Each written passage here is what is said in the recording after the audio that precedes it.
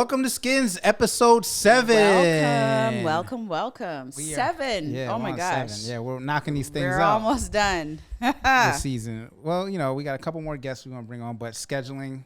Yes. But we got to get these things done before the baby gets here. Before this album drops. For that. Now, you can't call it an album because people get confused. I realized something. People were confused when we did our baby announcement. Oh, yeah. Because they thought Baby Skyns was an album. Yeah. Like a lot of people, they hit me up weeks later like, oh, she's pregnant. I thought you were talking about an album called Baby Skyns. I was like, why would I do that? Why would I? No, why would I say that? A baby in so you got to be careful calling the baby an album because this album's a human. Yeah. Okay. Well, this project. Yeah. So that'll be coming. But so we got to get some episodes done. So we're here. We got stuff to talk about. We do. So we'll just talk about what we were first talking about. This is not in order. Just now?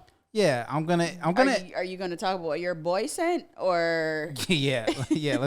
Let's dive into this. So I'm sitting here getting ready, and my boy Jay Brown.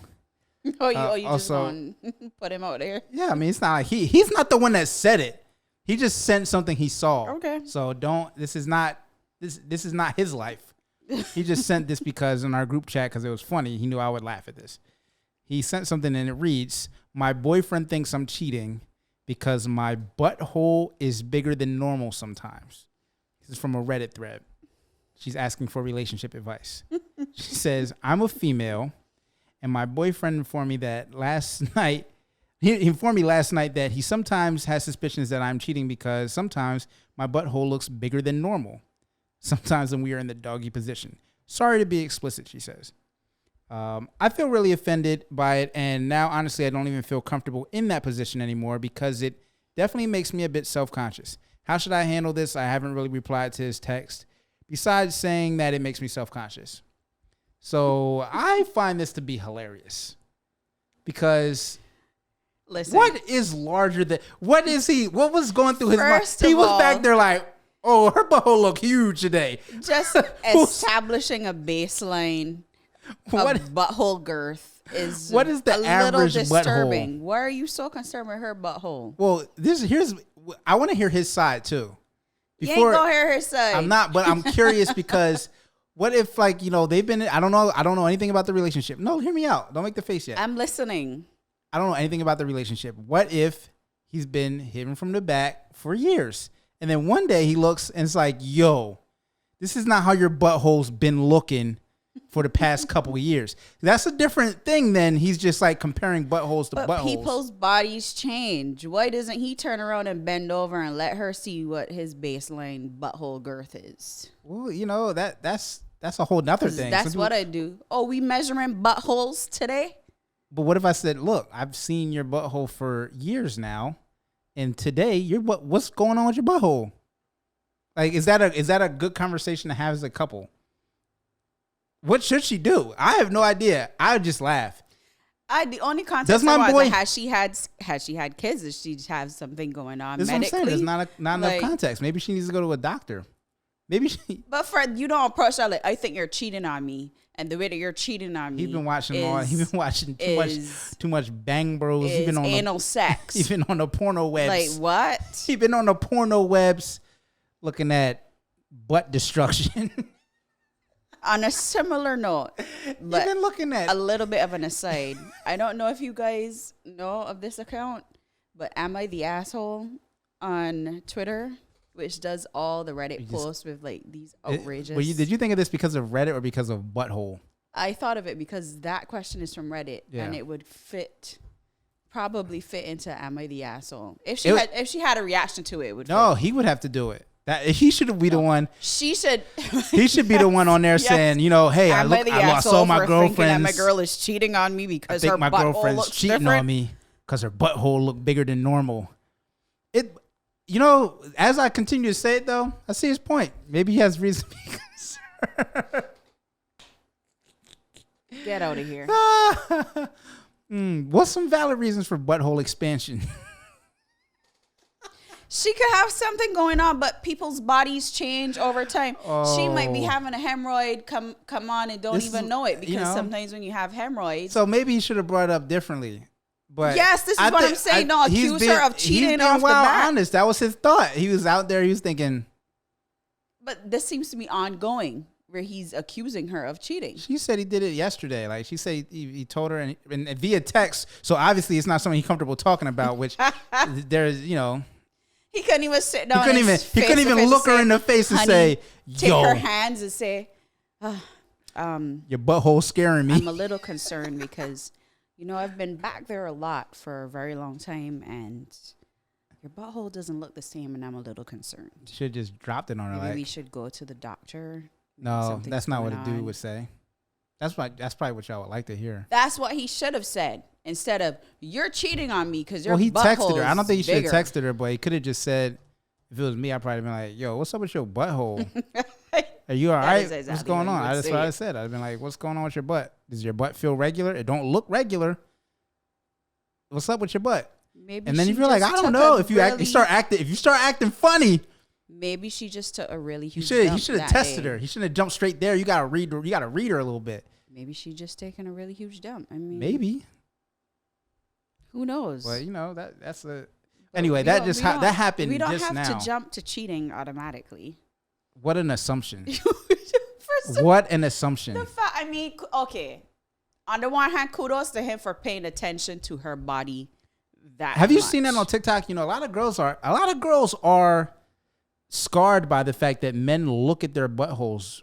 Yeah. From behind. Yeah, because what? Why? Please do not look at mine going forward. It's too late. Pregnancy does things, and I don't want mine looked at. Now I definitely have to look. I must know. I am a curious human. I will definitely be looking. Pregnancy does things. We have to. How are you not going to scan? I mean, look, this is what the one good thing I can say is that he is paying attention. I hope that he's paying attention to other things. I mean, they even say, when it comes to breast exams and stuff, that dudes, if you're in a heterosexual relationship, you like feeling up the boobs and all that stuff, you should be paying attention because you might be able to be the one. Yeah. It has happened in a few cases where the dude was the one who detected something was different. Yeah. In their spouse's breast. He detected different anus expansion. Yo, this leads me to this. So this kind of flows right into something that we were planning on talking about. Another friend of mine had a Facebook post who was like hundreds of comments. They were talking about sex toys. It was a sex toy conversation. And, sex toys, the sex toy industry is geared towards women. Has been for decades. It is. Yeah. Like you guys have a plethora of products. You have vibrators, pocket vibrators. You got mini vibrators, big vibrators, dildos of all sizes, shapes, colors, mixtures. You got all types of stuff, oils, all types of things to help y'all reach your climaxes. Right. And it's, we accept it. We love it. All that. I mean, It's only fair given that women only climax. I think it's like 60% of women climax. See, this is what was happening in the comments. That's women's excuse. Now, for men, hold on, wait. I think that is that's a balance. If we're not going to get a nut off from sex and men don't care to make sure that we get a nut, then we can take charge of our nut over here. This is what women were saying in the comments. Now, on the flip side, women were perturbed and disturbed if men were like, yeah, I want to use some toys. Now, they're talking about like the pocket pussy. Like, have you seen the they got molds of booties. Yeah. They got full body molds. Yeah, they have flashlights and all that stuff. All types of stuff. Mm-hmm. So I mean, why are y'all upset about that? First of all, not y'all. Women. You're speaking for women. I can't speak for every woman because I'm not upset about dudes using sex toys. Well, we know you're not, but why would you? Like, what's going on there? I mean, maybe some people perceive sex toys as, as a gendered thing, So their argument was women don't always climax, so they need, Right. And men do. They're like, we always get y'all off. You do. Y'all always get yours. Do we? Do we? The percentage has to be above 95% for men that always claim that. Through life, I have fake nutted. You have fake nutted how many times? It's been a few times. Well, let's not try to count because we may lose fingers. I haven't fake nutted that many times. It's been a few times. Okay, well then great, because that means that the percentage that you have nutted is in but the 90s. It's not like it don't happen, and sometimes it's not like you might, but it's not fun. Yes, like, but when you guys don't nut, generally speaking, it's some kind of psychological thing there, right? Like you guys might be stressed out, going through something or whatever, and usually that translates. I'm not a representative. I can't speak for everybody. Or you did some kind of drug or something, and especially alcohol. A lot of people think that drinking alcohol puts you in the mood and gets you up and stuff like that. And for a number of people, it does the opposite. I mean, alcohol is a depressant. It's a depressant, but what it does is it uninhibits people. I don't even drink, so. But just what it does in your body is not this is conducive according to the getting science. you I have no erect. personal experience with alcohol. Right. So at least that's been my experience. I'm not talking about not being erect. I'm talking about not having an enjoyable experience. And there's a lot of reasons that can happen. Right. Well, in your experience, when have you not nutted? What was the context, the circumstances around you not? But we are saying nut so much. We should have a nut sponsor on this episode. What? You got one right. It's the pistachios. No nut sponsors. What has been your experience? Like when you think back, like what were some of the reasons? Because remember, you said in the first episode you don't generally get intimate with women that you don't find attractive. So that's out the window as a reason. Yeah. So what would be the other reasons that poor performance?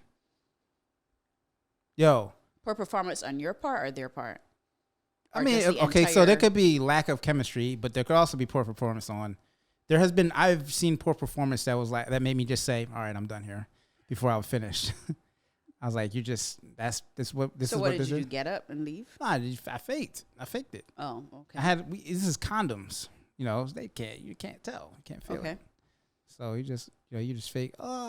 So poor performance, which means you weren't really into. You weren't stimulated by what was happening. I didn't like what was happening. No. Right.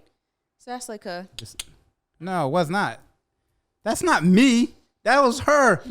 That was her.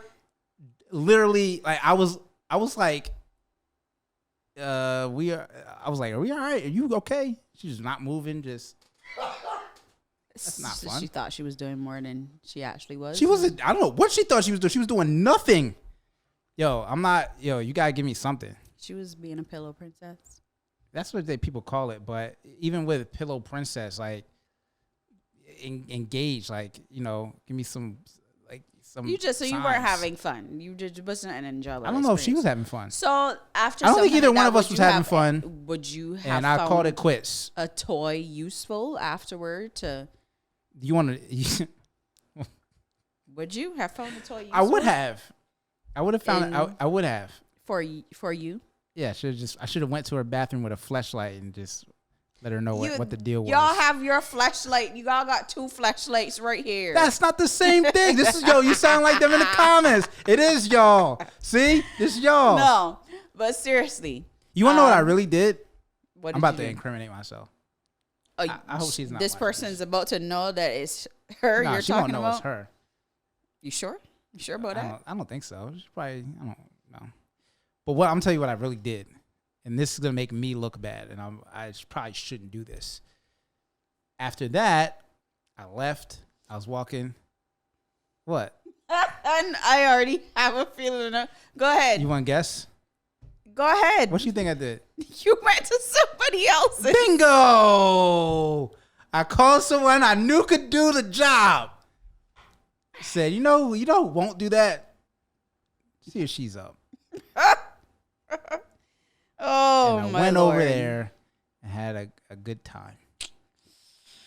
That's what happened. So, but it would have been better if I had some sex toys. I wouldn't have had to do that. Okay. If you think so, okay. Here's the other issue. Dudes also have issues with dudes having sex toys. Right. Like the guys in the comments were like, "Yo, if you," and they're talking about even with a woman. Now you know that I'm pretty open-minded and experimental. Like if you were like, "Hey, let's try this toy out. Let's bring a vibrator," and I'd be like, "Cool, let's try it. Let's see what happens." Right. But dudes were like, "Yo, if you need a vibrator to get your woman off, you're not really a man." I'm like, why can't you just add more stuff to the super alpha guy?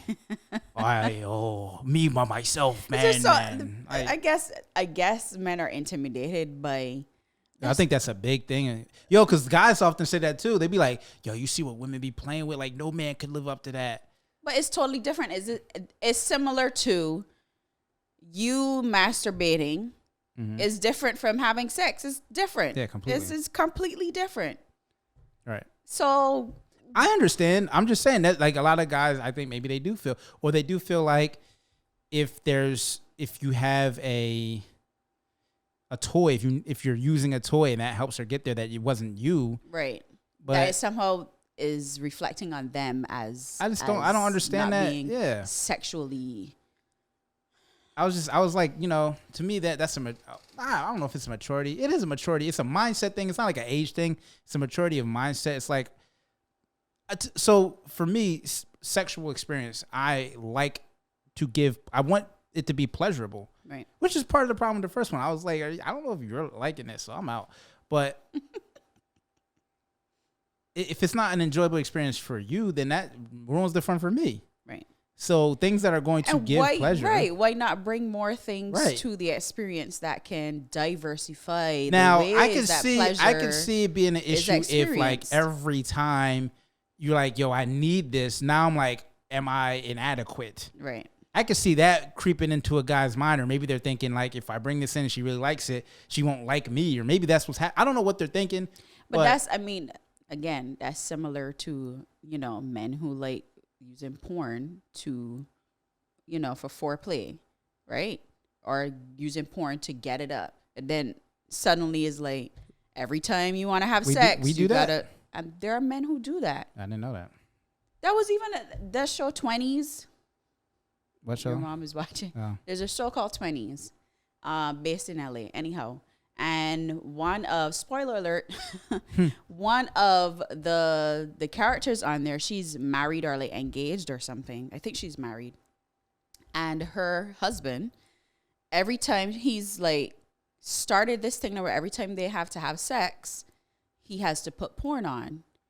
And in one of the most recent episodes I watched, the porn that he put on started off as like black guy, black girl, like ebony. And then in comes a white guy. The door opens and in comes a white guy.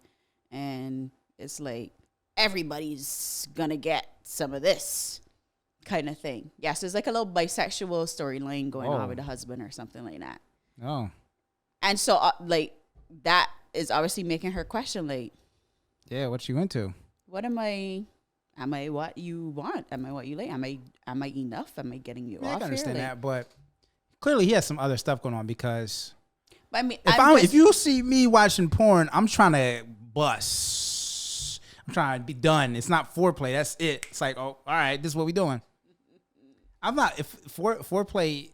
So foreplay is something that I think is overlooked by men. Yes, undervalued by men. But it's also a bonding experience. Like, it's something, if you want to get with a chick, like, foreplay is the way to do it.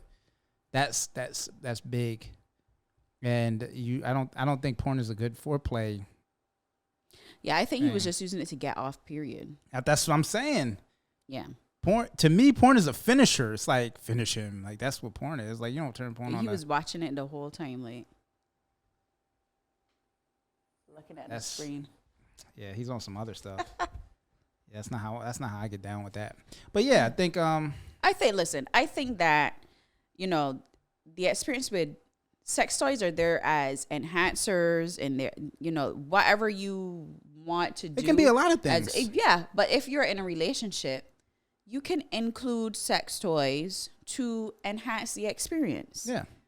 Do different things, have different sensations. If you're really into the idea of pleasuring your partner. Yeah, what if homegirl from Reddit was wearing a butt plug?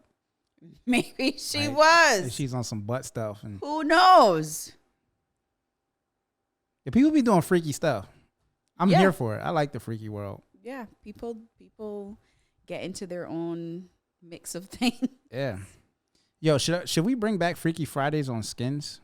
I missed that. That was fun.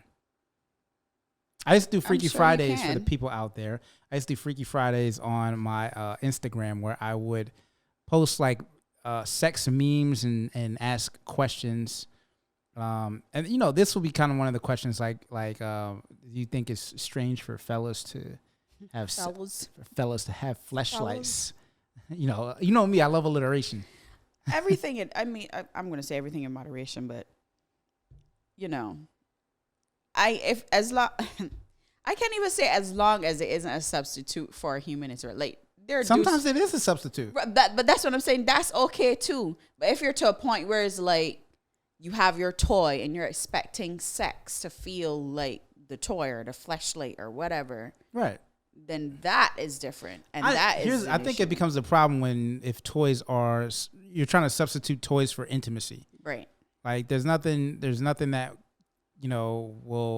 there's no real substitute for human intimacy, no matter what you identify as or how you're partnering. That human intimacy, human touch, if you are a sexual being, the whole point of connecting with another person, even if you aren't, right, in anything serious, you're just having fun or whatever, there's still connecting that happens. Yeah. Based on the physicality of it being human. Yeah. So, fellas, I would encourage you to try out some sex toys. Get open-minded. Go to a sex store. Talk to your... If you're in Philly, hit up... Is Condom Kingdom open? I don't know if they are, but they open. I have no idea. Yo. You don't even have to... I used to bring shorties in there on the first day. Like, what you like? Did you? What you into? Did you? You wouldn't know because you wasn't in Philly or the area. Right. So tell me about it. I just told you.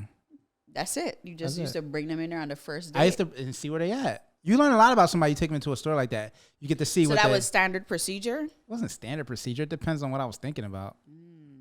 How many times do you think you did that? Come on, you're asking numbers now. Percentage. You're asking numbers on air. Ratio, percentage. It's a low percentage. I'd give it like a 15%. Okay. Because, it wasn't a lot of people in Philly in this area. There was a few.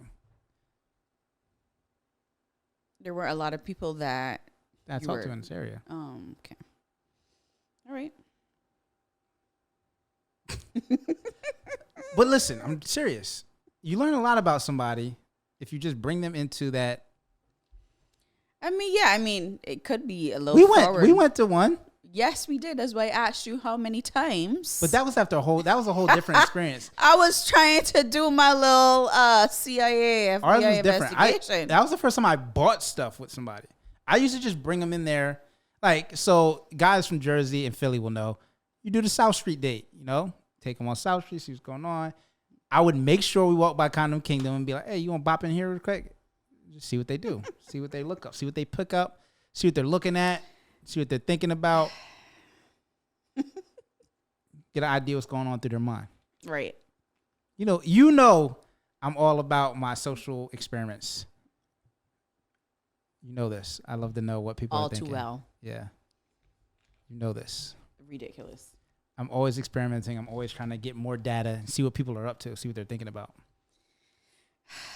So along the same lines, we also had this Twitter post that we wanted to talk about with this chick. Right. Can you pull it up? Because I don't want to misword it. We got all the social media stuff. Yeah, I think today's like a real relationship / sex / Yeah, we're doing, it's like all things we saw online. Yeah. That's relationship. Yeah. So there was a Twitter thread went kind of viral. There's been a lot of different opinions. This girl wrote, So I met this guy yesterday and we talked for a bit. I gave him my number. The first text he sent me this morning said, Friday, 7:30 p.m. dinner at, she didn't put it. I made the reservation. End quotes. Why She are you said, reading it like that? because that's how I imagine he wrote it. How do you imagine he wrote it? You don't think he said it like that? You think he said Friday, 7:30 p.m. Why is Dinner. everything in that low sultry Because it's the first text he sent her. He's trying to be cool. I know he's trying to be cool. All right. So then she wrote, I am shook. All caps, exclamation point. Crying face emoji, LOL. Then she follows it up with, this is a Twitter thread. She said, hair-wise, what we thinking? Bone straight, slick back pony, loose curls with the part in the middle. That was her next tweet. Then there was a whole chorus of women who shared sentiments like, that's exciting if you really like him, but girl, that's a huge red flag for me personally. Makes me feel like he doesn't value my time, and what if you already had stuff going on Friday? The fact that the guy didn't ask is a huge no for me. It might seem cute. He's invested energy, but it could be, let's see if she has boundaries energy. It's not cute and it's border authoritative, in my opinion. Oh, Ryan's getting triggered. Riled up. Ryan with the oh my God. What if you already had plans though? Bold of him to assume you're free at 24 hours notice. No, bear in mind she said she just met the dude the day before. Right. So she said she met him the day before, gave him her number. He texts her the next day, says, Friday, 7:30 p.m. dinner. I made reservations. That's what he said. That's how you do it. Ryan said that's how you do it if you couldn't hear him. He screamed, that's how you do it. What are your thoughts? So when we talked about this, 2 points that I want to make. For some women, this is exciting or attractive, especially if you like the guy, right? Yes. Or you find him attractive or whatever. The red flag, I think the women are right that this could be a red flag because you just met him the day before. He did not say, hey, what are you doing on Friday? I'd like to take you out at 7:30. Are you free? Right. That's the way he could have done it and still been like, I am making plans, the whole in control vibe or whatever, without being like, I got this. You gonna do this when I say you gonna do it. I don't care about what you got going on, kind of thing. Like it is a red flag to some degree. So guys are upset. Fellas are upset. Ryan's upset. They're like, you guys want us to make plans and to take charge, and then when we do, you say it's but there's a red always flag. a how. There's a way that you can do it and still be respectful, especially and look, like I said, but some people, some women, and I'm looking back like when you're young. And I guess for some older people too, like if you're older and you're not about these games, you'll be like, okay, all right, cool. But if you got stuff going on, then you will say, well, I can't do that at 7:30. How about a different time? This is interesting because this also ties into that ask culture versus guest culture thing. Oh yeah, a little bit, we right? want to talk about that. So maybe we'll touch on that. I don't know. There's a lot of topics now, but. Like, and even when you're younger and you don't know better, stuff like this is like exciting. I remember I went on a date with a guy. This guy was way older than me. I was like in my 20s. He was already like approaching 40 or whatever and had a kid and all this stuff. And he made plans and we went out to a restaurant. And at the time I was really into wine. Like I was in a, doing a wine class and all this stuff and learning about wines and stuff like that. And when we went out to eat, I told him, I'm not really into whiskey and stuff like that right now. I prefer wine. What did he order? He was like, I'm going to order for you. And what did he order? Whiskey. Yeah. And I'm like, because he's the man. So obviously you heard nothing that I said. And that one thing turned me off because it was like, I understand you may want to show me or teach me about liquor or something like that. Like you're trying to give me an education and make me cultured so I can know about whiskey. But I just literally I don't like it. I don't like it. So I don't even remember if I finished the drink. It was just like, this is a red flag for me because it means that you are not going to respect my opinion. But see that even in that case, that's a little bit different because you had the feedback of you already told him this. You told him this and he didn't listen to you. Right. She just gave him the number. This is the first See, to me, the problem isn't the problem is it's the first interaction. Based on what she said, I don't know if he had texted her. Like, so to be fair, I have no idea if that was actually true. This is Twitter. It could all be made up. But for that to be the first text. Yeah. Is a weird thing. To me, I wouldn't do it. I would never have done that. Ryan. What? I see Ryan over there. I could see his hands on his head. He's stressed out. But I don't know what, like, it's funny because guys don't live in, there's no gray area. Is there no Ryan, is this something that you would do? Is this a text you would send after meeting? You went out on a Thursday. You ran into a girl. You met her. You chopped it up with her for 15, 20 minutes. She gave you her number. The next day, the first text you said, no, hi, hello, how are you doing? What you got going on? Just dinner, 7:30, this restaurant, made reservations. I don't believe you. I have.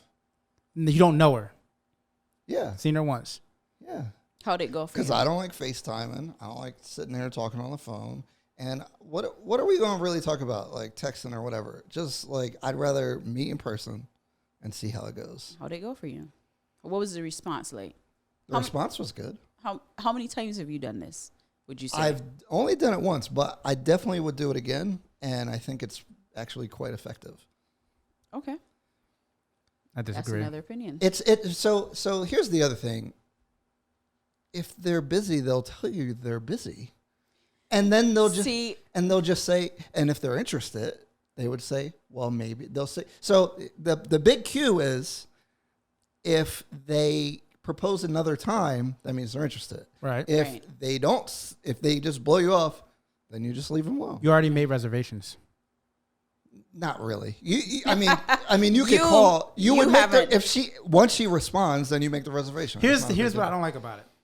I like, and because I've told you, be bold, ask the question, say it, be direct. I'm all about directness. What I don't like is you don't know her at all, and you are presuming. If he has said, you could say the same thing and say, not "Hey, presuming. Yeah, you are. What you're doing is saying, this is what I want to do. Are you free Friday? I'd like to make reservations." Same message, same everything. No, different tones. Or not. So when you leave the choice, it's less assertive, which you can either take it or leave it, like you're saying. But you could pivot it if you wanted to, because what you're doing is saying, "This is what I want to do. I would like you to go with me." You can say that by saying, "Hey, what are you doing on Friday night?" That's whack. That's more whack. That's just whack. I want to take you out on Friday at this time. Are you free? That only works to me. You could do that, but it sends a little bit different message. And for me, this is what I'm saying. That message is not good, though. But Nikita, for your example, I think that worked out for both of you guys, right? It was a little bit different, but the fact that he didn't. He wanted you to try something and wanted to teach you about whatever, you weren't into that. So that turned you off. But that's good. Then that's an easy indication that your personality doesn't go with that type of personality. Now, if you ask someone out on a date in an assertive way and you want to, if that's the type of relationship. This is what I'm saying. That's what you want. If that's the type of relationship you're looking for, and they like that too, then it works. And it cuts to the chase. I'll tell you what the issue is, though. And this is what guys don't understand. It's a little simpy, though, because especially if you do it, you should probably go somewhere kind of nice. If you got to go somewhere nice, you're setting it up like you're doing something nice. Right. One, but so here's I would be interested if she said, and then I think that the follow up is cute too. She's saying, "How should I dress?" Blah blah blah. That's cute. Sure. Now some might not like that. Be like, "Oh, no man should tell me what I should wear." But if she responded, "No, don't tell me what to wear," then here's what I'm saying though. That could be cute for a little while. And here's what guys don't get. They think they're setting the tone with this. Like you say this because you think you're setting the tone. And women might like it for the excitement, but that's not really the tone they want for their relationship. And no, that's not true. I'm saying this is what happens. There are I'm telling you, this is I'm telling you. So remember we were talking about this at home. Yeah. The thing was, like, your sister had brought up the point that if you're into the guy, then it's like there's different rules for different people. Right. If you find a person attractive, you're gonna have a different response than if you don't find a person attractive. Yeah. But if their method turns you off, then maybe you guys don't. I know what you're saying, but what I'm saying is it's a signal to your type of personality. But what happens is that signal is read one way, and they think it's cool. They think, oh, he really likes me, but they don't think that that's a signal for how the relationship dynamic is going to be. And it can. Why not? This is what happens. This is why I'm talking to guys about. I don't think that's fair to say that this is the women aren't able to interpret the way that you're approaching them, and no, I'm not saying no. It's both sides are not. This goes back to the conversation we were having about how there are different ways of communicating. I do agree that men and women are different, but the thing I'm saying is we don't understand how we communicate with each other. So when you're doing that, when you're talking specifically about you're saying that you want to be assertive in your relationship. This is what you're expressing in how you're talking. Like, hey, this is so you're signaling that this is how you would be in a relationship. Correct? I don't think that's my intent, but if I look into it deeper, then there's some deeper stuff there. I think that a lot of women complain about guys not having plans and not being. That's also a part of it, and having a leadership role. Which then this double standard is crazy because at one point you want men to be assertive, and then you don't want them to. That's what I'm saying. This is where it comes into play. They got to cut it out. This is where it comes into play. Cut it out. So it's hard for guys to read this. It's hard for fellas to read this. Like, we struggle with this for some reason. What is so hard to read? Because we think that this is what they mean by being assertive and taking the lead. And sure, I think some women read into it that way, and that might work. And that's fine. If that's the dynamic you want in your relationship, great. But a lot of times it gets misread. And what you mean when you do that and what they read is different.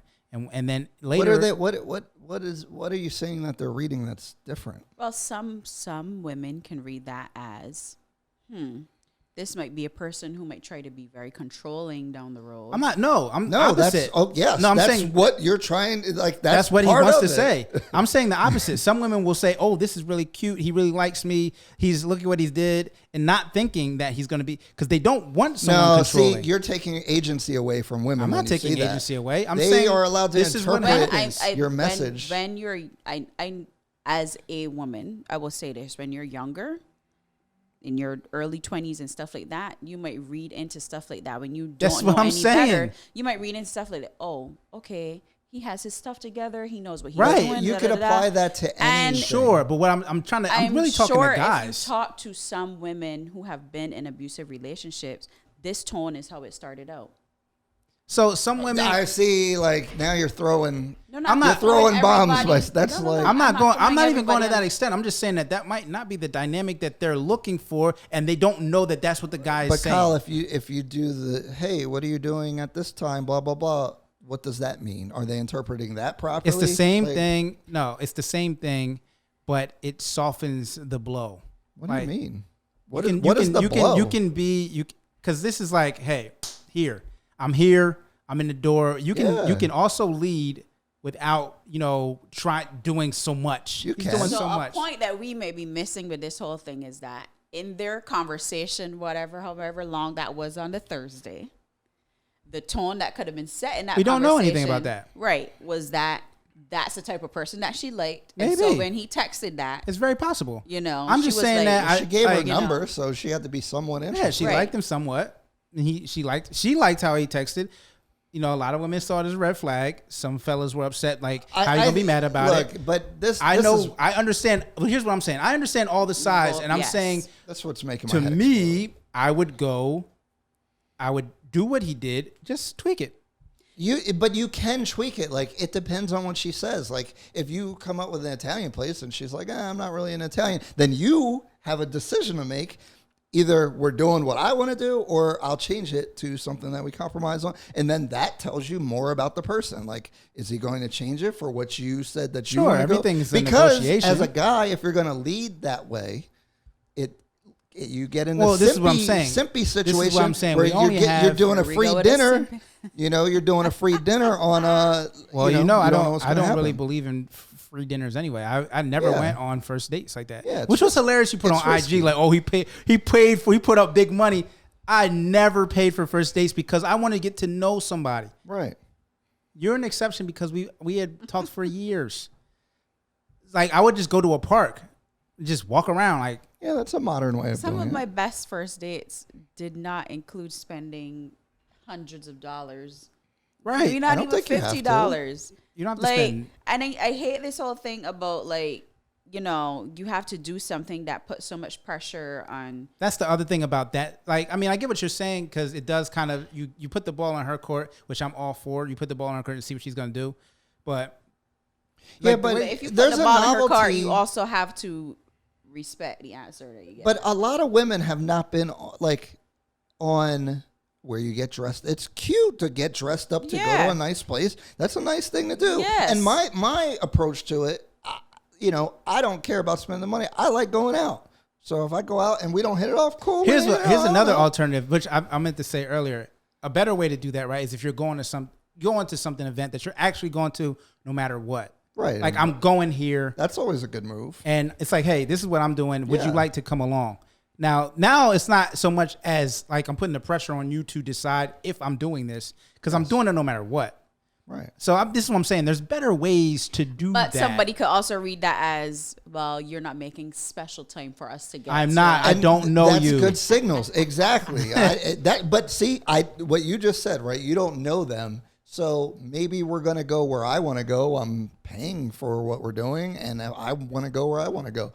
I mean, some people would Yeah. argue that because, maybe you're not treating her like a special princess because you're going It's where not you want to about go treating instead of being somebody like, a- where would you I like wanna to go? What's your favorite place? To me, a date is about getting to know somebody. Like I said, I'm all about, like I told you before, just earlier, I would drop them in Condom Kingdom. I want to see what they're going to do. I want to see where their mind's at. I want to see who they are, what they think about. I want to go somewhere where I can find out information. Right. Can I just say that the criticism of this message is absurd. It's not. I think That's it's what's valid. I think there's it's depends valid. on nothing people's but experience. like there's nothing wrong with that approach. Now, maybe it works again. Like It's a flag. our previous right? conversation. It doesn't. It's not a red flag. I mean, it's a red flag if you don't like a guy that behaves Right. in that stream. Right.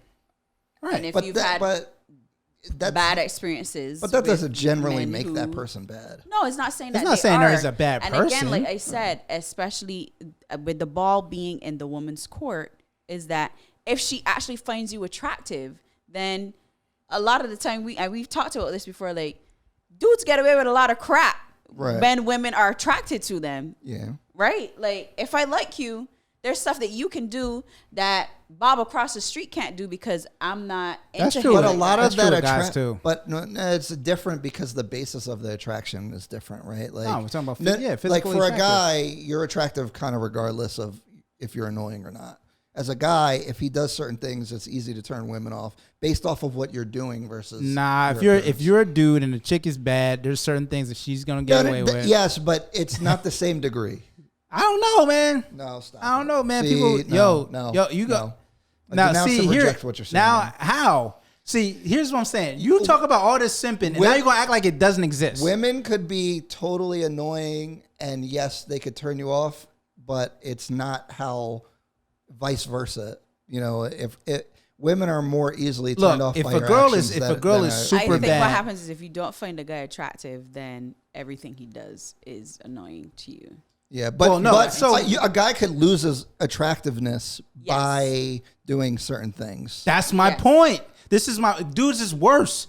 Like a dude will like a girl just how she looks, and no matter what she does, That's what I'm saying. he still likes her. That's Yes. worse.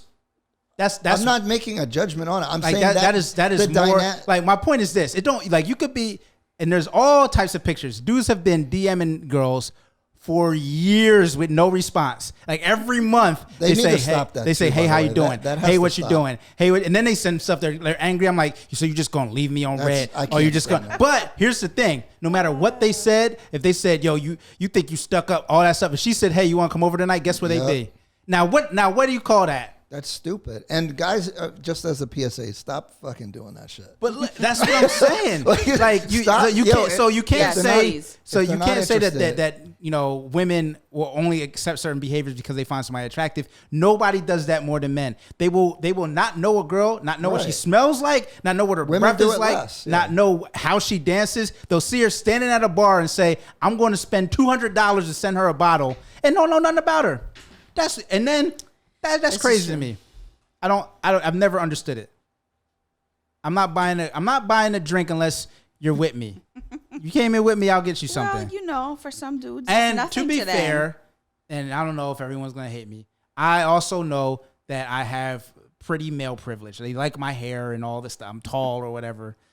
They like that stuff. So I do understand that the way that I'm able to maneuver through the world, was able to maneuver through the world of relationships with women was different than many men's experience. So, I'm not trying to brag and be like, yeah, you had to buy bottles. I'm just saying, I don't know them. This is my perspective. I'm not just buying stuff for women I don't know.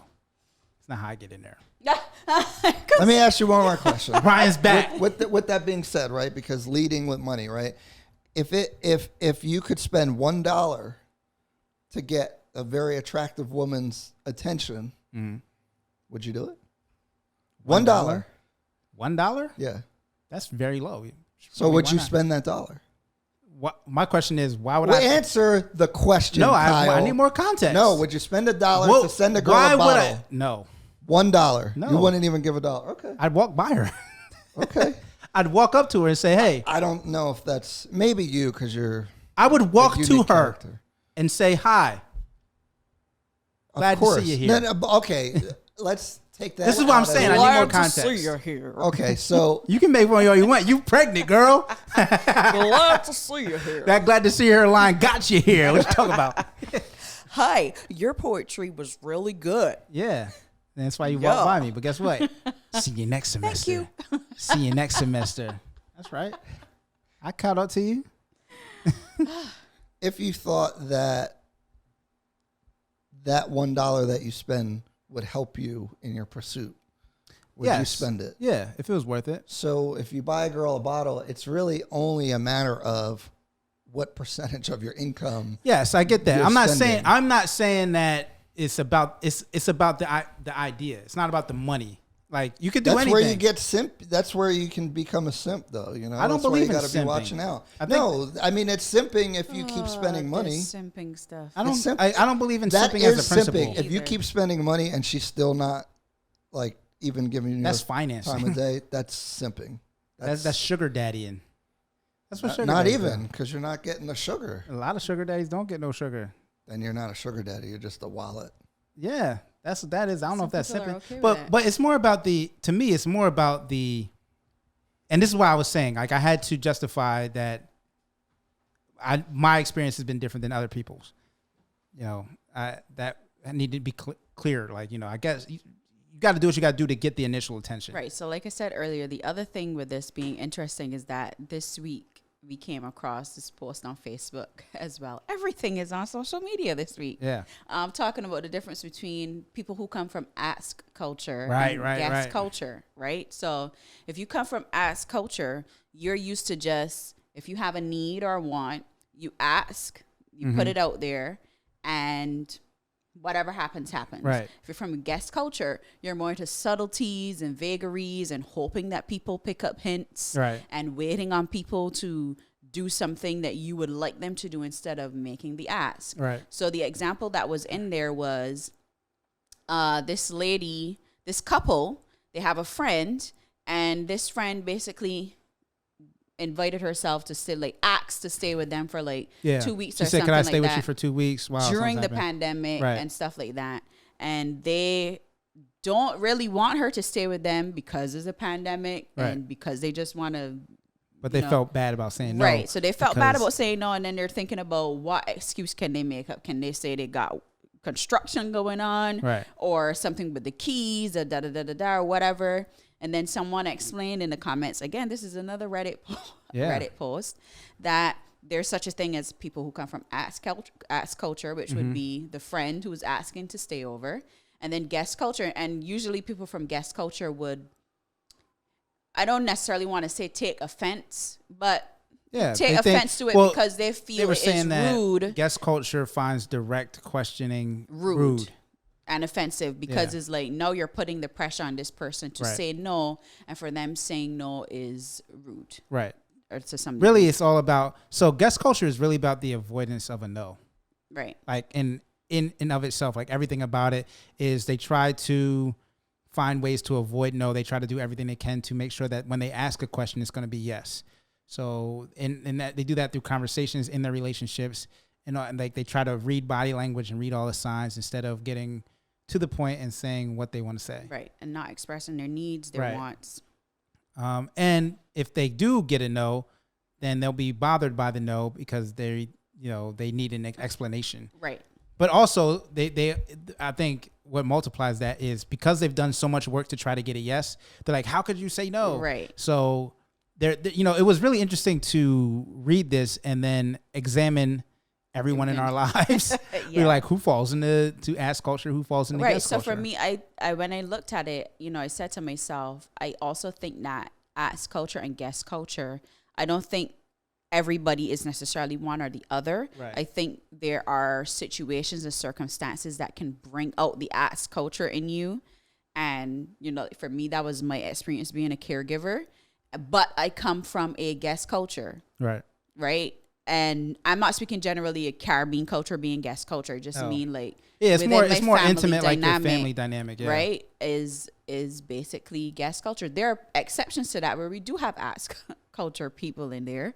I know I definitely have people in my family who have no qualms about asking. But y'all have problems with it. You'd be like, why would you say that? Right.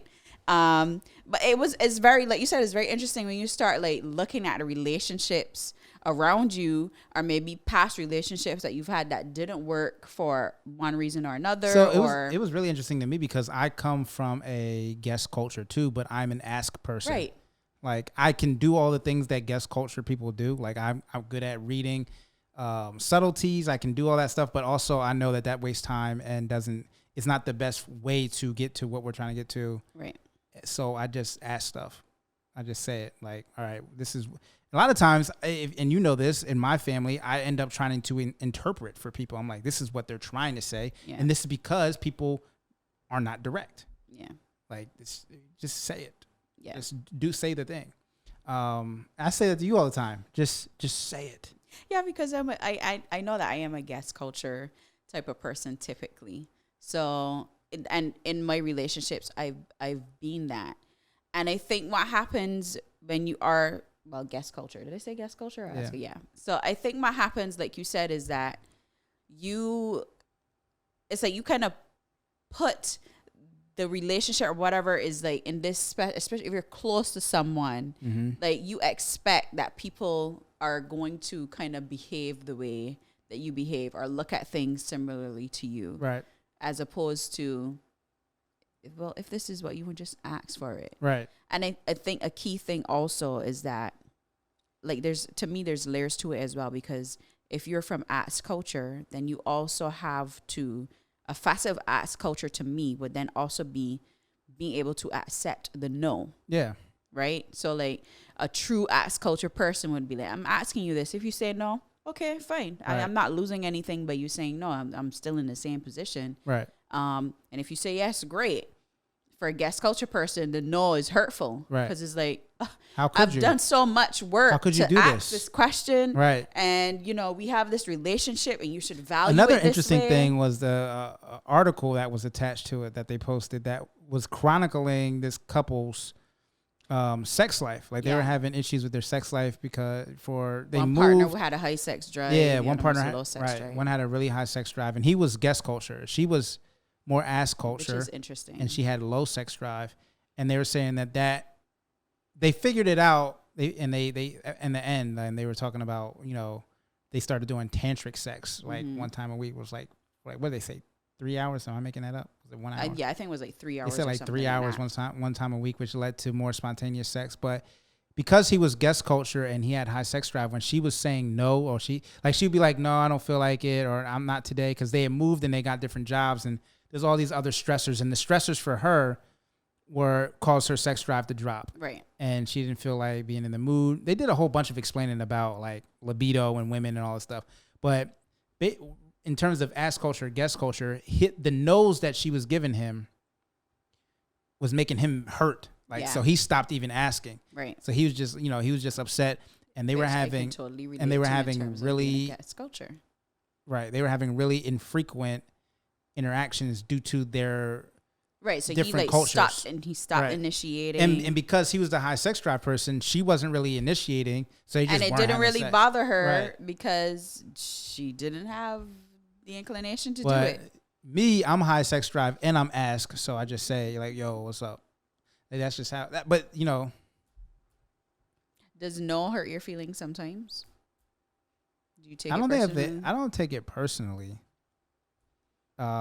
Sometimes I do want to know. I'll ask why. Sometimes it depends on the situation, but most times if I hear no, I'm like, all right. I mean, it's just been interesting with pregnancy because it's like a weird thing. Like even this week, I saw in one of the mom groups, someone made a post about not wanting sex at all. Were you talking about saying no to sex? What were you talking about? Were you talking about no in general? No to sex. We were talking about sex. Pregnancy is different. Right. I'm just talking. So like, they were talking about because I know why. everybody's always like, I was talking about I want in to general. crawl all over my husband and I can't wait to have sex again after the baby pops out, whatever. And this person posted about not wanting to have sex. Is anybody else feeling like that?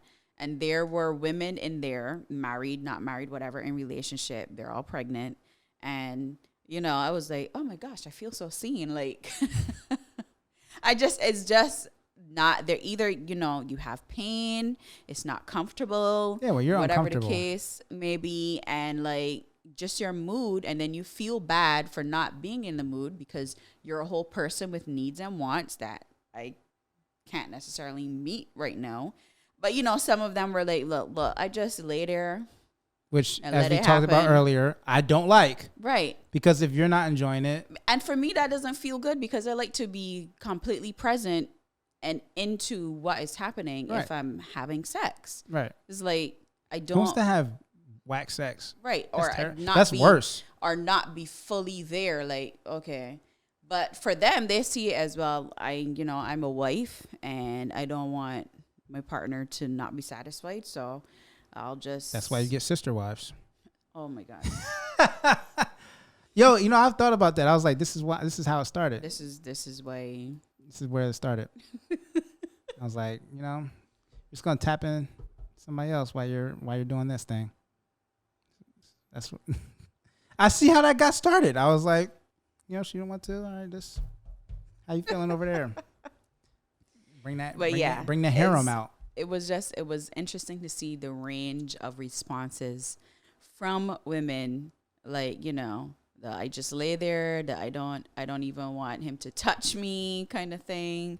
Or, but what was a common thread was like feeling bad about not being able to do that, or feeling bad about not enjoying sex, or feeling bad about not being able to enjoy sex or whatever. Like, I want my brain to click on.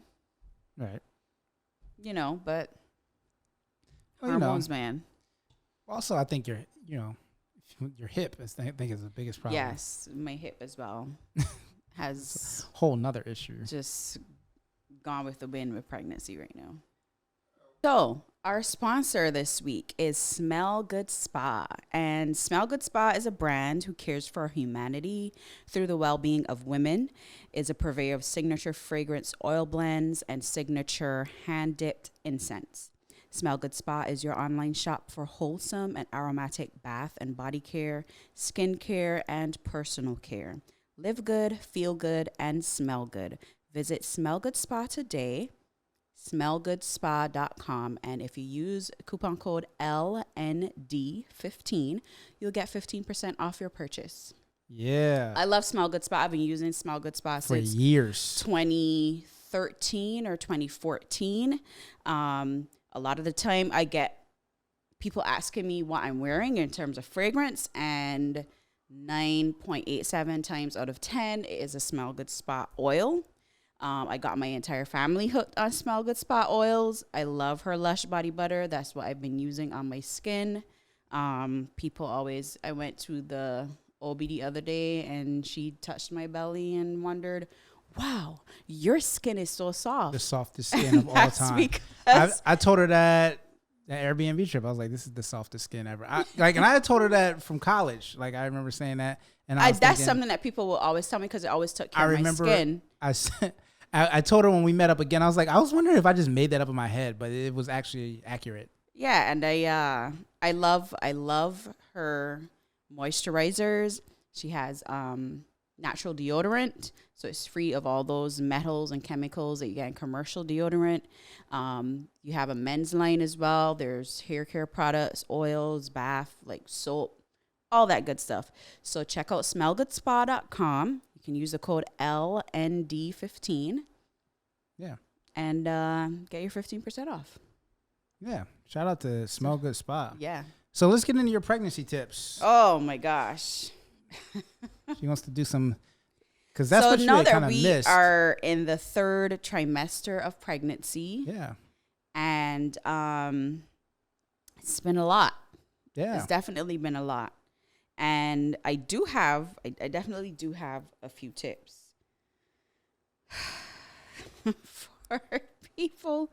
If you are looking to get pregnant, if you are pregnant right now. Women be out there saying that. Like, men be out there saying, I've been seeing some of my boys saying things like, yo, this time next year, I'm going to have me a little me running around. I was like, what? That's a wild thought. And you going to have to offer some tips too. I'll offer fatherhood tips. I don't know. What do I do? No, but like you've been here through this whole experience as well. So yeah, I'm sure you have your own. Some compression socks. Yes, get compression socks. Learn how to put them on. I think being in 3rd trimester now, what I will say is get into prenatal yoga, do your walking. If you are already into fitness and at a certain level, continue to do that for as long as you can. Do your Kegels, your, hip strengthening exercises and pelvic floor strengthening exercises as early as you can. If you are someone who has some kind of disability or injury or something, like for me, I have my hip issue, which is acetabular retroversion.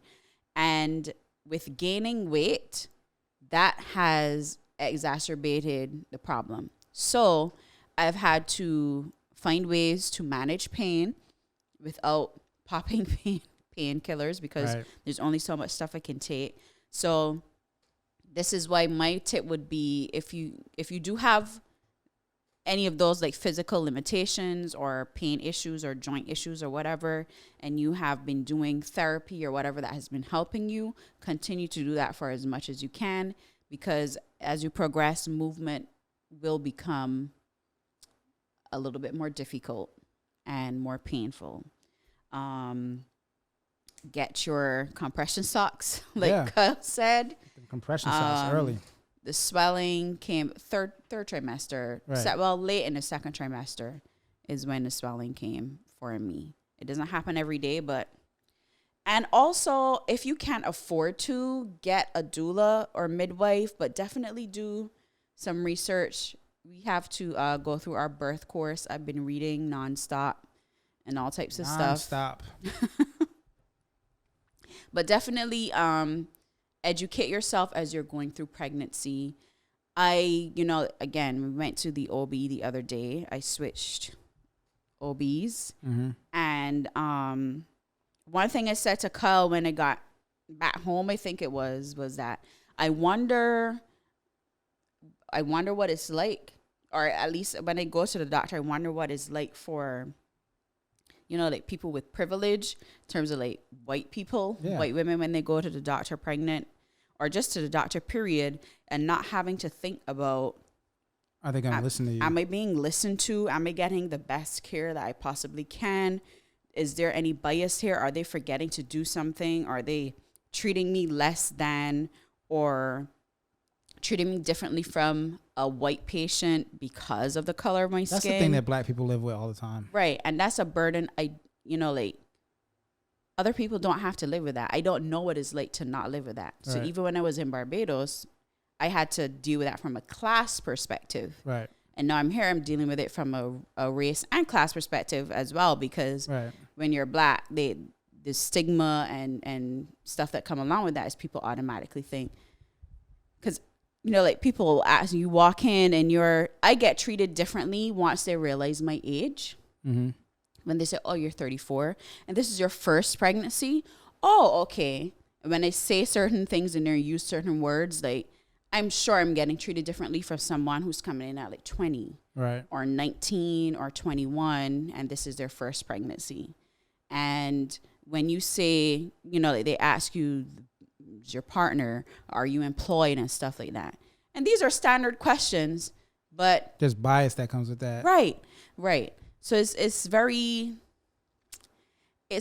a burden that I wish we didn't have to deal with, but in terms of being a black woman, exactly. This is why I'm suggesting, if you can, get a doula, a midwife, talk to, if you have people who are in nursing that you can reach out to, particularly obstetrics and gynecology, or resources that way. Definitely get as much information as you can.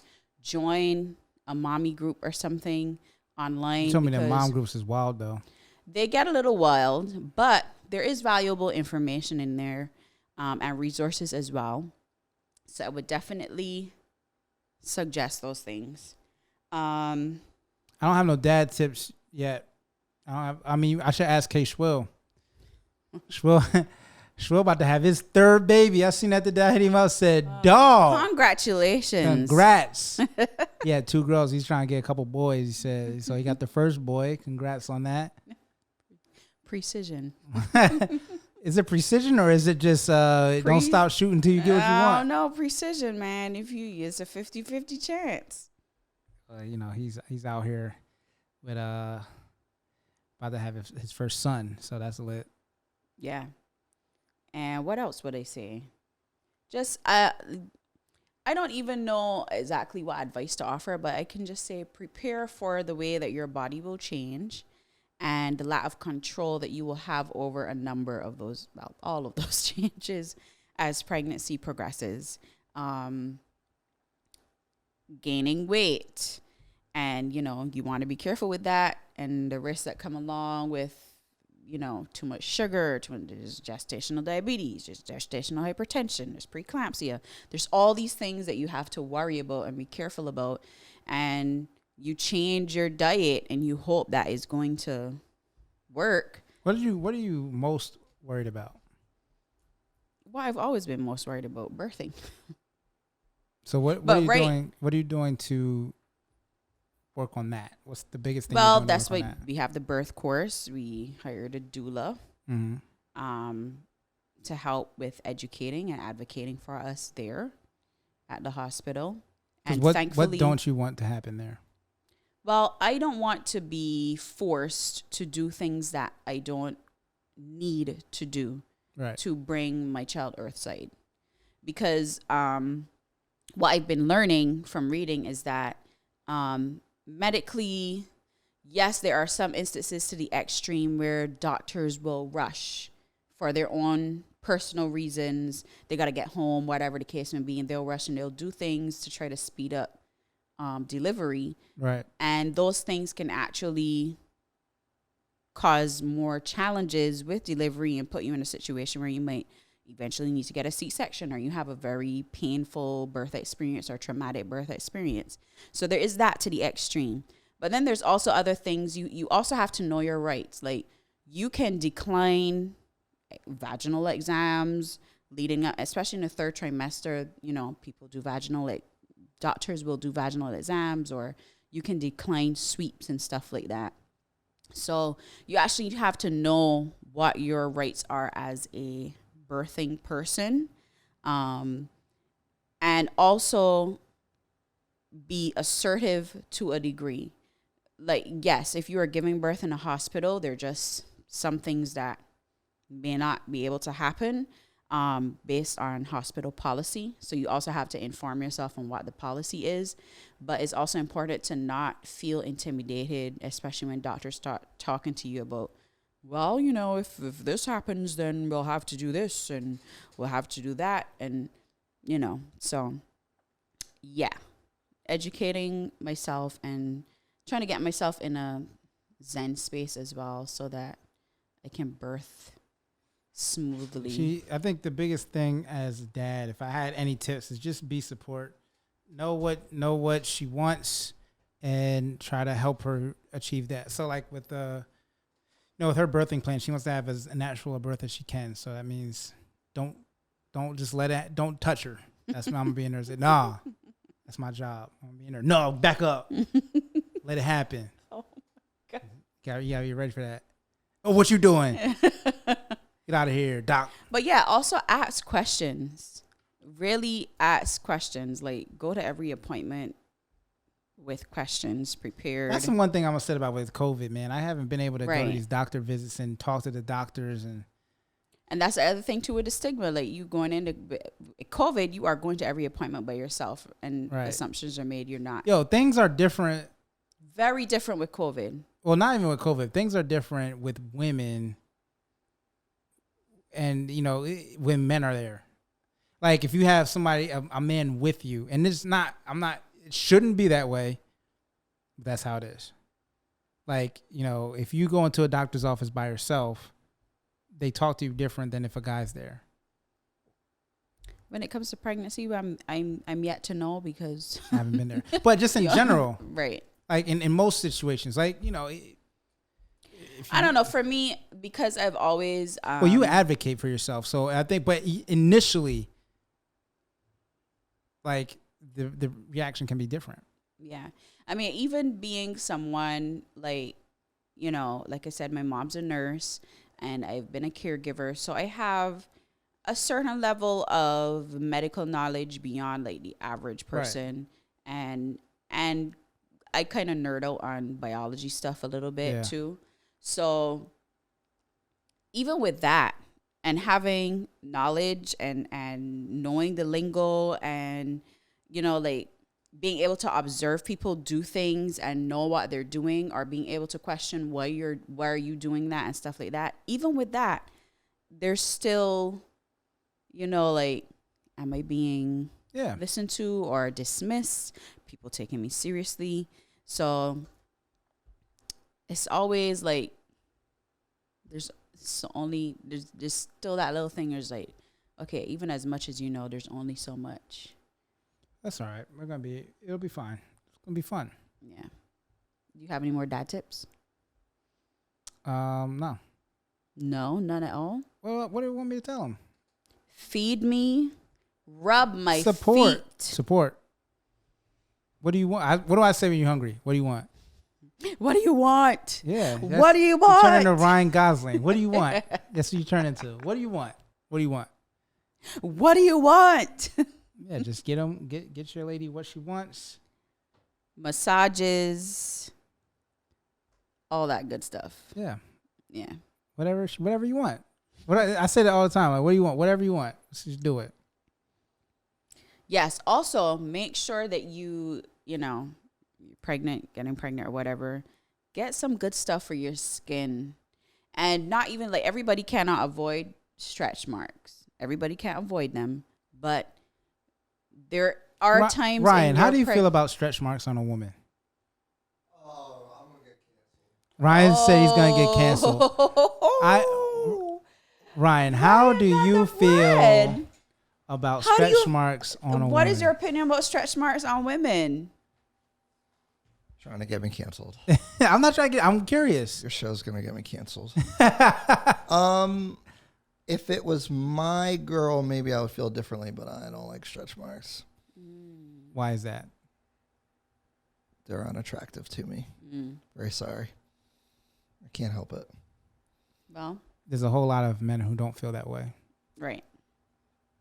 But I am not telling you this because of men. I'm telling you this because there are times during pregnancy where the stretching of your skin will be very uncomfortable to a point it can be How painful. do you feel about stretch marks?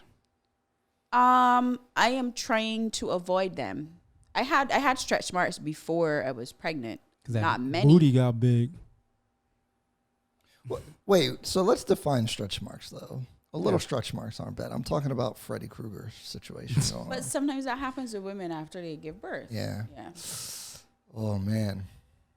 So Really, you're talking about like I'd have a serious the issue tiger with that. stripes ain't bad. You know what I'm talking about? Like on the side. Little, No, you I can like the see? side. It's see. cool. Yeah, See? the side's cool. But if you have it on your stomach and stuff. Yeah, if you got like the loose, Well, that's different. Loose skin is A different little than bit. stretch marks, though. a little. But this is what That's a happens possibility, after but I'm pregnancy. But I'm saying that's different than a stretch mark. Yeah, but that is a possibility after Yeah. pregnancy. Everybody doesn't snap back. No. It takes time. It takes time to get pregnant, like for Right. your body to grow. It takes time to And even Get back. with 9 months, there's still everything isn't happening gradually like this. The growth that you're going through is going in spurts. So that's why, like some days I feel that my skin is stretching at such a rate I can Right. literally feel it. Some days I feel like there's no room in my stomach at all. Right. Some days I can't breathe because I feel like my lungs are being compressed and stuff like that. So get you something for your skin. Again, you can definitely check out Smell Good Spa. I use her stuff everywhere. The Lush body butter and the bath oil. I love her after bath oil. And I've also actually been using Lush, the company Lush, their Each Peach massage bar. listen. Lush, y'all gotta pay us. She had her name in you, Ryan. I'm don't just be giving don't, these tips to the pregnant Ryan, ladies. don't be- Hold on. I was messing with this chick one time recently, Yeah. and she looked very fit. Yes. She had some loose skin stretch mark situation. Really compromised my. Going back to the sex conversation, I will stop and leave if it's whack. I'm like, I'm good. I've done that many times. I won't fake none. I'll just be like, all right, I'm out. Yeah, fake that. I'll literally stop. I'll be like, I'm good. Ryan, why are you afraid to get? you- Are you afraid you- of getting canceled for real? You have a real fear of this? Why? Yeah, I am. Because I Who's say gonna what I think. Who's gonna cancel you? Because we live in this world where you have to believe a certain narrative. No, you don't. You have to be in the woke continuum. No. Yes. No. Look, you're not like even you're like not gonna even get my canceled. attractiveness to petite women is offensive. It's not offensive. It's hilarious. It is. Who's it offensive to? The trend towards So big here's girls. So here's what I always say. I say this about everything. Don't You talk about women's bodies. You can like a woman's body for what it is. You like them for what they like. Also, My let me say problem this real quick. is- Yeah, PSA for all the petite women: stop letting these big Johns freaking tell you that you got to gain weight. I'm tired of it. I see mad, Body positivity very all around. attractive petite women feel a lot of pressure to gain weight and all this stuff. And It's It's very terrible. interesting because these things go in cycles. Cycles, like 'cause for a back long in time, the late 90s, early it's like 2000s, everyone was trying to lose weight. being wave thin was the thing that was in. Nobody glorified black booties, booty period. And, black women have always been ridiculed for the way that they were Here's naturally what I'm shaped. saying, and here's why it's hilarious. Ryan, you are entitled to like whatever it is that you like. You You can don't have like. to be attracted to everybody You and don't everything. have to be. It's not true. You don't. you don't can't have voice to that. be. Yeah, you can. No, you can't. Sure. Here's how you. But this is what I'm saying, and I say this too about. I say this about everything, about music and about movies. Why talk about what you don't like? That's true. Talk about what you like. I big up what you like. If you like petite women, big them up. Tell them you ain't gotta get bigger for me, girl. You right there, stay thin. You can say that. That's cool. But what happens is people start downing what they don't like, Right. and that is the issue. When you start telling people, Yeah, like, but here's the unpolitically correct thing. Being fat is not healthy and it's not I good don't want for to say you. anything about. So if you yes, tell people who are big that they need to lose weight, for it's health offensive. reasons, why is that? no, why it's is it- offensive. You can't tell people Well, telling nothing. someone They could be 300 But pounds. You also, can't tell them nothing. Okay, to be fair, there are people who are bigger That's who different. are more active and might be healthier than a skinny, quote unquote, person. For sure. So you can't. If there's this thing about looking at people and necessarily To tell yes, there's a someone range that you carrying a can lot go of body outside fat of. is not good. No, but you can't just look at someone and say for sure that person. But see, Yes, you these can. are definitely these are unhealthy. conversations that you can have with somebody if you're friends. Like, but you can't say to somebody, "I'm not attracted to." No, you." but see- like, why would you say to somebody, "I'm not attracted to you because you're fat"? Like, just you don't have to say Yeah, that. so if we're going to talk in a more macro sense, though, what the issue is like, it's a health thing. Sure, I bad. understand. But what I'm saying is body top positivity, wokeness, I would call this, This is not makes wokeness. it so that you cannot. It's like the narrative. You can't even talk about that anymore. I'm gonna end this right here. Woke started from black culture. It was about understanding systemic racism. I hate that conservative media has stolen It's not just wokeness conservative. to make it mean anything. I don't even know. I don't even know how you're defining it. Because to me, that's not wokeness. Like, right. to me, being woke is only about black stuff. Like, that's how I use it. It is a Like, black I don't use woke contextual. for everything else. I know a lot of people do. I don't like it. Right. Stop letting them steal what we do and making it mean other stuff. Don't let white people steal woke. Don't let white people steal fam. Stop letting them. They got to pay tax on that. My point being that Go ahead. Your these point is narratives get body to a point where positivity. you cannot even say anything. Sure, you can. Don't talk about that. You can You look. can't. You can say it. There's going to be consequence to what you're saying. There's going to be people that don't agree with your narrative. So, They're not going to but- agree with what you're saying. That's fine. But this Just is like you don't agree with people that think, "Hey, all bodies are great," and your thing is No, that is the woke argument is that all bodies are great and everyone's beautiful. That's not true.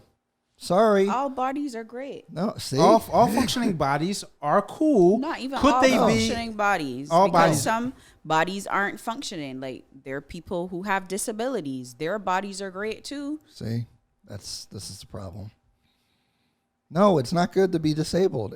Doesn't make you a bad person. right? But if I have one arm, that's not good. I'm not saying that it's good. I'm saying that your body, way that Is it better or worse than one? See, this is the that is conversation fully and this is where comprised? I understand where he's coming from. I say this all the time. People don't like the hierarchies of being better. And what did I say to you? I put this out there before. listen. If the planet was ending and there was a rocket ship going into space, and there was a certain number of people, say there was Some people are better than other people. 75,000 people that could get on there. You're gonna start finding out real good, like real I'm quickly. not saying all bodies are good in a way to erase the challenges that people face when they don't fall into a norm. We normalize a certain type of body, and we've edified and glorified a certain type of body, especially when it comes to women now. There are bodies that are like, if you're not, I'm not talking about physical aesthetics, because as I said, you can like whatever you like. So if you're talking about health and functionality, there is a body that, And this is where the pendulum has gone too far in this area, is that everybody is equal. Well, I don't think and the that that's problem true. is, if you have no hierarchy, then you have nothing. this is where I disagree. This is where I disagree with here. It shouldn't necessarily be a hierarchy. Right, it's not a hierarchy. It's not LeBron about James' hierarchy. body is better than other people's bodies. Yes, with but here's what I'm basketball. saying. LeBron James doesn't need to be. If you make the playing field equal, equality is here. We're all playing on the same field. Now, if you have a better body that can run faster and jump higher, you'll do more. You'll go farther. That's my what point. But to say that they're But equal so is if you create a blasphemy. hierarchy, now you're looking at what you expect someone's body. You're saying, oh, this person's body better, so they must. You gotta put them up here. No. You're So just what I'm saying saying is, you're you just ranking them. everyone should have equality. You know, one of my favorite movies, Define equality. Equity. Equity. Well, no, but People one need of my equity. favorite movies of all time is Gattaca. I love Gattaca. Right. It's an underrated film. It is. Gattaca is about it's old, so no spoilers. I don't care. I'm gonna tell you the whole movie. It's about a dude who was a naturally born human in a society where people are genetically picking and choosing how they want their babies to be born. He was a natural birth, and most babies were genetically enhanced. His brother was genetically enhanced. He was naturally born. But he had this dream of being an astronaut. And to be an astronaut and to be a part of that, you had to be the top 1% of even these genetically advanced Modified people. So it was physically impossible for him until, like, you know, he meets somebody who has a terrible accident. They were on track to be an astronaut, and he takes his identity. They form a partnership where he's working so this guy can live. He takes his identity. He trains real hard. He's finding all these ways to pass the test, and he kind of fools the system. Like, there's all these things. He breaks the system, and he makes it to be an astronaut despite not being genetically modified.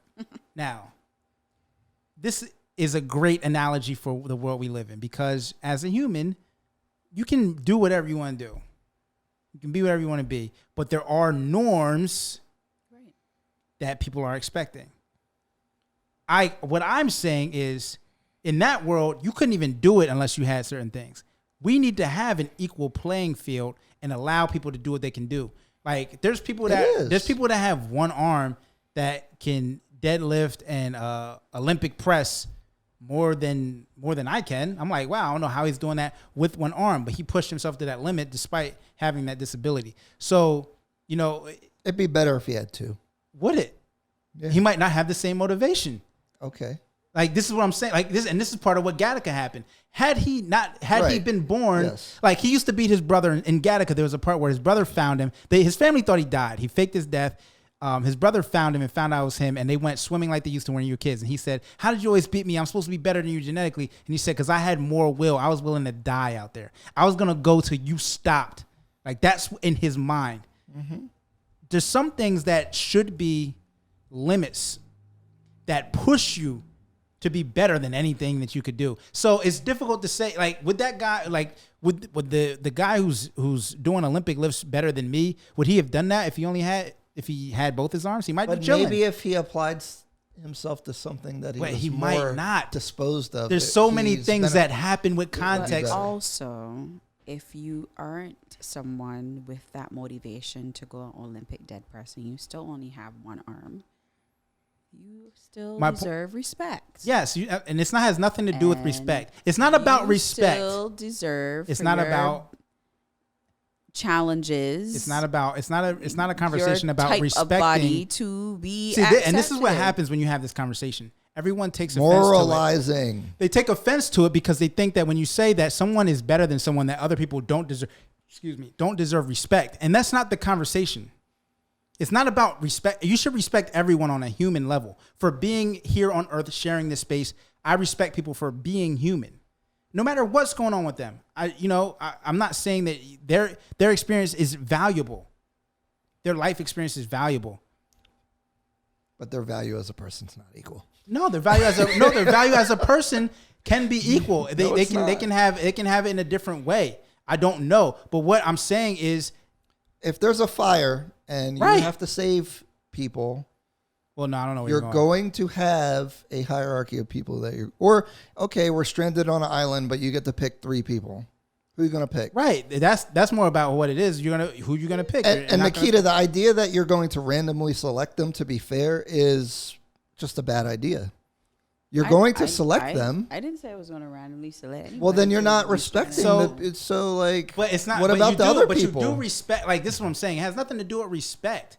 Like, to say that some people are better than others has nothing to do with respect.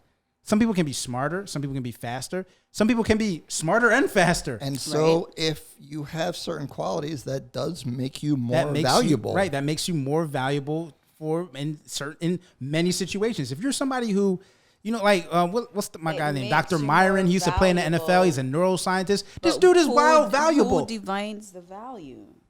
Everything. I'm not talking about capitalists, because there's a lot of people who have made a lot of money that have no actual human. Like, if it was 1,000 years ago, they would be the least valuable person. Society, and a lot of times, so I'm not talking about capitalistic value here. I'm talking about human value. If you're building a space station, if I'm building a space station and only a certain amount of people are coming, I'm not thinking I'm going to bring Jeff Bezos just because he's rich. He's not on the top of my mind. LeBron, maybe. LeBron seems to have really good memory, great genetics. He might be he's higher in the list. It's not about capitalism. Look, it's offending her. I'm not offended. Yes, you are. I'm ready for y'all to wrap it up. Why? Because this is what I'm talking about. Is it offends?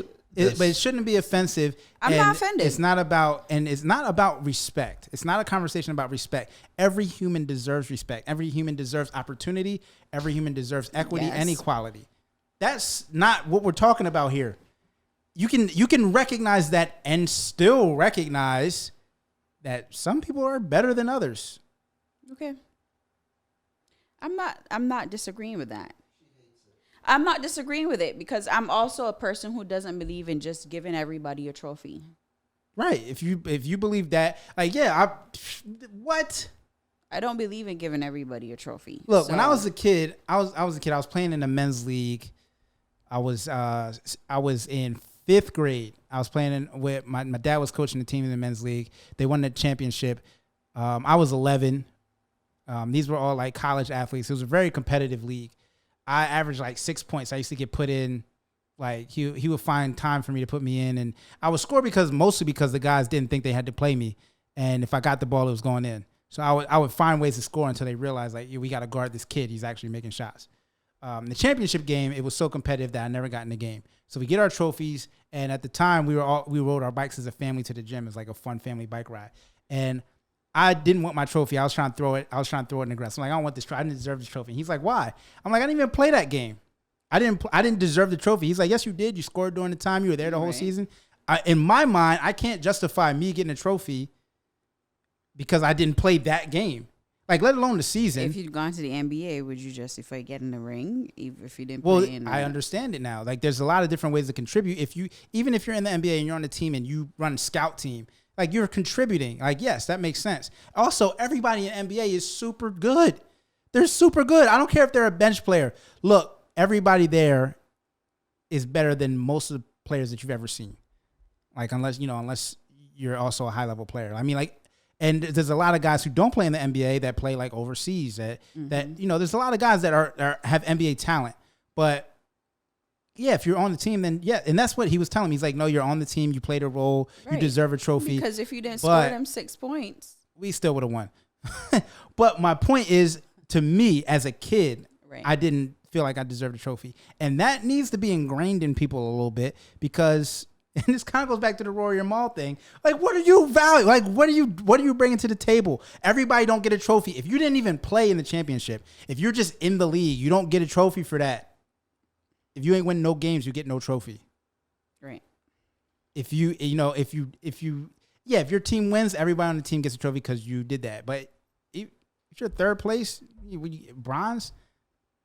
And again, on the Olympic level, that's amazing. People be knocking people for winning the bronze in the Olympics. Get out of here. It's amazing. Taking these kids bronze medals? No, not kids. My kid. We don't want no bronze medals. I'll accept silver. We want gold. I won't do that to him. It's gonna be hard though. That's gonna be my biggest battle as a dad. This is gonna be my biggest battle. I think that's every athlete's biggest battle. Is like trying to raise, especially if it's the same gender as them. Like, because I'm having a son, I'm like, I don't want to put the pressure on him, but at the same time, I'm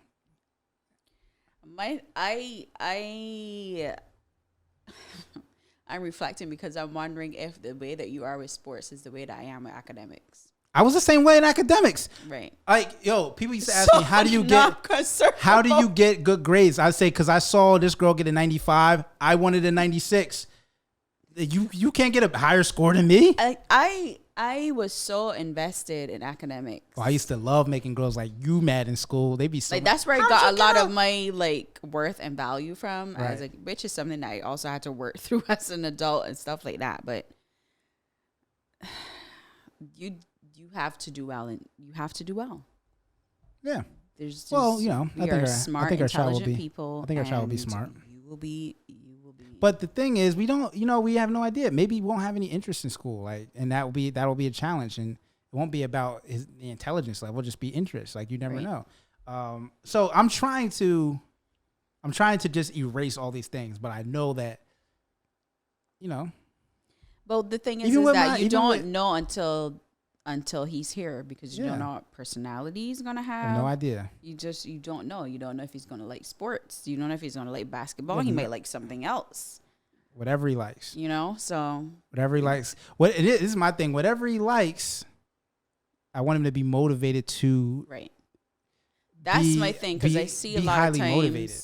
like I've seen And it where kids start, I don't and know then if their you can- parents don't encourage them, or like And this to is my finish.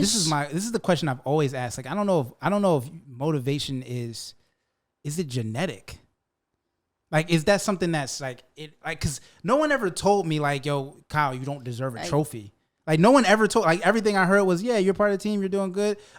In my heart, I felt that. Like in my spirit, I was motivated I think that's to do your that. personality. Yeah, personality, but that's genetic. Like I don't know where that came from. Like I'm hyper competitive. I don't know where that came from. Your dad isn't competitive. My dad is super competitive. Right. But that's like I mean But that's in terms environmental of too. in terms of like, genetic, that's nurture. but I don't know if it is. This is what I'm saying. It could be. There are times, okay, the gene could be there, but you have to trigger. There are things that have to trigger it.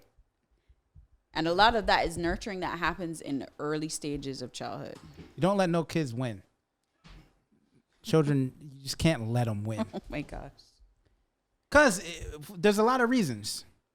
If you let them win, then you're not giving them a fair assessment of where they're at. Yeah.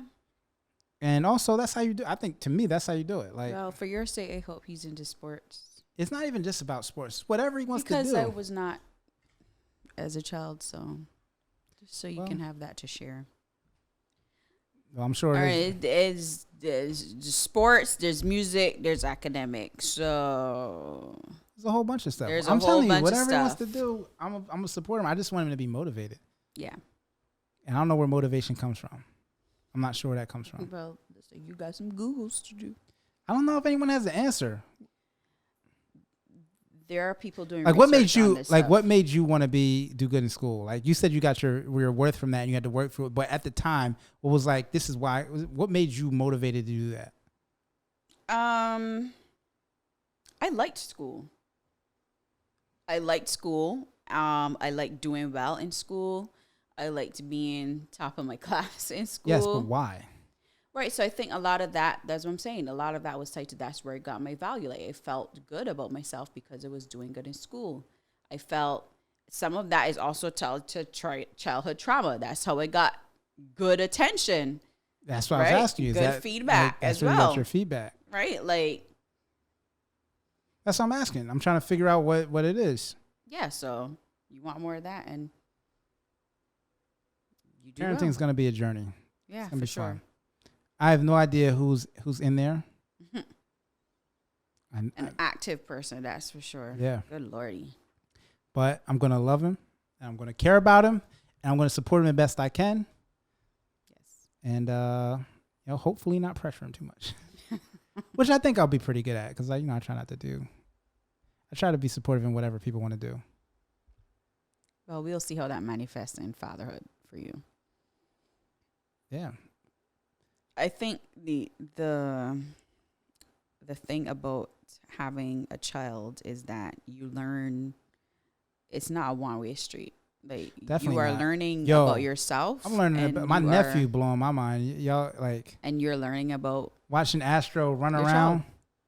and like I don't know who. Like, and your child is teaching you so much about yourself as you go along. like he learned how to go down the stairs and go up the stairs. I was like, who taught you that?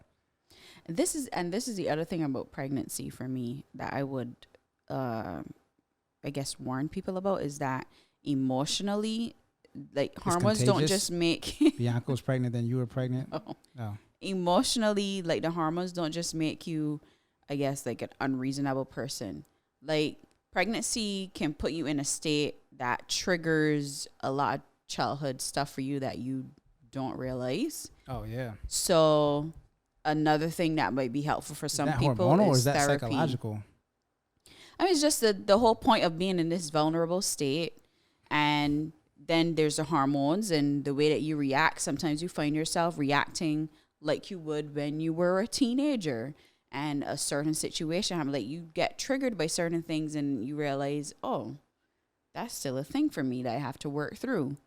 And, why am I behaving that way? I don't think everybody realizes it. People do, because that's a post that has happened in mom groups as well. Yeah, I'm saying some people do, but I'm saying there's a lot of people who just be reacting and don't care about why. Maybe, but yeah. And to be fair, like, I haven't had ridiculous outbursts or anything like that, but I have had moments. You've definitely had some. I was like, okay. There's sometimes where I don't react outwardly. Stuff. I am. But then you can't dismiss everything as pregnancy stuff. No, I don't. I'm saying I can tell. I'm like, oh, this is she's doing some pregnancy thing. But yeah, it's like it puts you in a state where you're like, why am I behaving like this? Like, what is this triggering for me? Like, why do I feel like this? Why do I not feel safe right now in a situation that it shouldn't feel unsafe? Or what is it? So you really have to, like, sometimes you're called to do some inner work. Right. And pregnancy will trigger those things for you. So just be mindful of that as well. If you're embarking on your get pregnant journey. So that's all I have to say. How about you? Yeah, so on the flip side, I know if you've watched the last couple episodes, I was talking about my existential crisis. I think I finally grounded. I'm feeling a lot better. I'm feeling more comfortable. I told her that I'll probably have another one once the baby's here for a couple months. I'm sure there'll be another existential crisis that is not another baby. Yes, another existential crisis, not another baby, not yet. I'll be looking, and I'm sure I'm going to look into my son's eyes and just be thinking about whoa, and who knows where that's going to go. But yeah, so I'm feeling better. Thank heavens. Yes, I'm feeling better about that. I'm happy that you are. You're definitely in a better mood. Yeah, and I'm back on the excitement train to meet him. Yes, and teach him how to play basketball. Oh my gosh! All right, so is that it for today? That is it. Any other shout out to 100B plus. We're putting out the website soon. Yes, actually, by this point, the website will be out. By the time this airs, it's done. We just are working on getting. By this point, the website's gonna be up. Okay, all right. And it's gonna be up. He says. I'm wearing merch because we're gonna have merch on there. So Ryan said lies. I hate announcing things because to me it's the equivalent of we working, and then when it doesn't happen on the timeline that you say is gonna happen, so I'm just like, the website is coming. And I know that it is coming. He says the merch is coming as the website is coming as well when the website comes. So when you're watching this, go to our website. Okay. And see if the merch is there. How about that? How about that for all these doubters out here? All the doubters. I should put a bet on this. I am a skeptic by heart. So. I'm the only optimist in the room, but that's okay. Keep your hearts open. See what can happen. See what flows through it. Right. So yeah, this is Skyns episode 7. Shout out to Ryan got the bread for popping in. Shout out to producer tip. Shout out to my beautiful co-host and musical partner Nikita, aka Lanamra. I didn't do my AKAs today. I am Kyle Ingram, aka Kingdom, aka Voodoo Man, aka Big Papa, aka Black Zeus, aka Black Oni. That was my Twitter name at first, but I gave it to my boy who. That's it. He asked me for it. I was like, yeah, you can have it because he's a gamer. So that's all the AKAs. You can find me everywhere, Kingdom everywhere. You can find me at Lanamra on social media. And every Tuesday you can find me at thenolaverse.com, 7 p.m. grounding meditation. So join us. Join me. Yeah. Kyle's usually there. But I am. Yeah. It's this month we are talking about radiating and just being your authentic self and how you're going to cultivate that just via meditation and breath work. So join us. It's a good break. It's necessary. It's something that we need in our community. The meditations have been really like vibey this month for that theme. So I love it. So yeah, thenolaverse.com. Shout out to Mansa Media Productions. You see it here. So reach out to Kyle or Ryan Got the Bread If you're interested in doing a show here, shout out to our sponsor, smellgoodspa.com. Remember, LND 15 gets you 15% off. Yeah. Who else you got to shout out? Where Kevo at, man? Man, my boy got the hustle sauce. You know I'm gonna shout out hustle sauce every This episode. fool don't even eat hot sauce, and he's shouting out hot sauce. It's my boy, man. I support my homies. You know what Miles say? Loyalty and friendship. That's what Miles said. Got you fired. That's not what got him fired. That is not it. Oh, that was fun. All right, we'll see y'all next time. See you next week. Our next episode. Next week. Peace. We're out of here. Got a weekly TV show.